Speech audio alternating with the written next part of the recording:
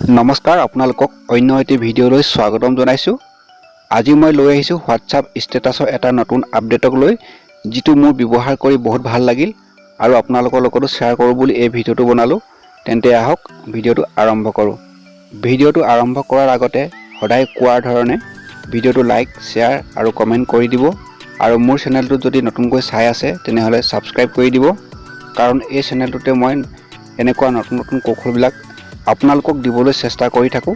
ধৰি লওক আমি যেতিয়া হোৱাটছআপ ষ্টেটাছত ভিডিঅ' আপলোড কৰোঁ বা ইমেজ আপলোড কৰোঁ, তেতিয়া আমি এই ষ্টেটাছটো যেতিয়া ক্লিক কৰোঁ, ক্লিক কৰাৰ পাছত মাই ষ্টেটাছ, এই মাই ষ্টেটাছত ক্লিক কৰাৰ পাছত এনেকৈ তলত এনেদৰে আহি যায় ফটো আৰু ভিডিঅ'বিলাক, যিটো আপোনালোকে আপলোড কৰিব বিচাৰে।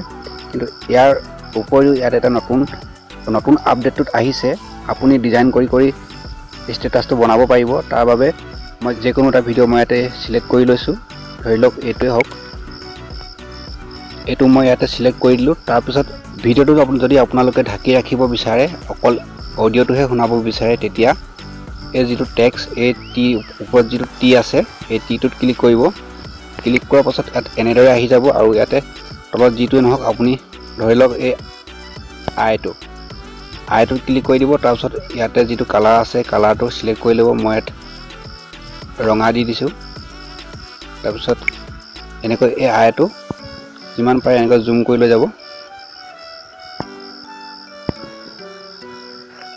এনেকৈ জুম কৰি লৈ যাব। তাৰপিছত গোটেই স্ক্ৰীনখন এনেকৈ ঢাকি পেলাব।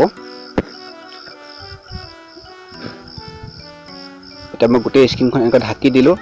ঢকাৰ পিছত আকৌ এই টিটোতে আকৌ ক্লিক কৰি পিনি এনেকৈ ডিজাইনটো বনাব।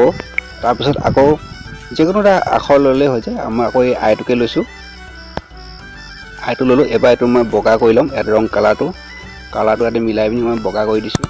বগা কৰাৰ পিছত এইটো চিলেক্ট কৰাৰ পাছত ধৰি লওক এনেদৰে এই আইটো এনেকৈ জুম কৰি দিব, যিমান পাৰে এনেকৈ জুম কৰি দিব। জুম কৰি পিনি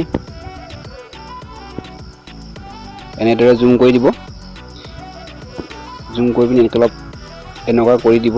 মই ডিজাইনটো বনাই দিছোঁ, আপোনালোকে ভালদৰে বনাব পাৰিব। মই ফটাফট দেখুৱাই দিওঁ।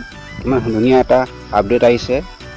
আপোনালোকে ভিডিঅ'টো ঢাকি পিনি ইয়াত অডিঅ'টো শুনাই ৰাখিব পাৰিব। ধুনীয়া এখন ইমেজ হৈ যাব আৰু দেখিবলৈ ভাল লাগিব। আৰু আপোনাক কোনোবাই চোৱাৰ পাছত আপোনাক নিশ্চয় সুধিব যে কেনেকৈ বনালে। আপোনাক এইটো এনেকৈ অলপ ডাঙৰ কৰি এইটো বনাই দিব। এনেকৈ কৰিব। তাৰপিছত মই ফটাফট দেখুৱাই দিওঁ। মুঠতে আপোনালোকে মোতকৈ ভালকৈ কৰিব পাৰিব। মই জাষ্ট দেখুৱাই দিছোঁ। তাৰপিছত এইটো ইম'জি, এই ইম'জিটোত ক্লিক কৰিব। ক্লিক কৰাৰ পাছত এই যিটো বৃত্ত আছে ঘূৰণীয়া, এইটো মই লৈ লৈছোঁ। লৈ লোৱাৰ পাছত মই তলত এনেকৈ ছেট কৰি দিছোঁ এইখিনিতে। তাৰ পাছত মোৰ ভাগৰ চেনেলটোৰ নাম হৈছে জোন, সেইকাৰণে মই টেক্সট লৈ পিনি জেটো লৈ লৈছোঁ। জেটো মই ইয়াতে বহাই দিম, অলপ ডাঙৰ কৰি লওঁ। তাৰপিছত জেটো ইয়াতে বহাই দিলোঁ। আপোনালোকে কালাৰটো চিলেক্ট কৰি ল'ব, আপোনালোকৰ কোনটো ভাল লাগে। মই যিহেতু ফটাফট দেখুৱাওঁ, আপোনালোকে মোতকৈ ভালকৈ কৰিব পাৰিব। মই মুঠতে দেখুৱাই দিছোঁ এনেকৈ কৰি। তাৰপিছত ইম'জিত ক্লিক কৰিব।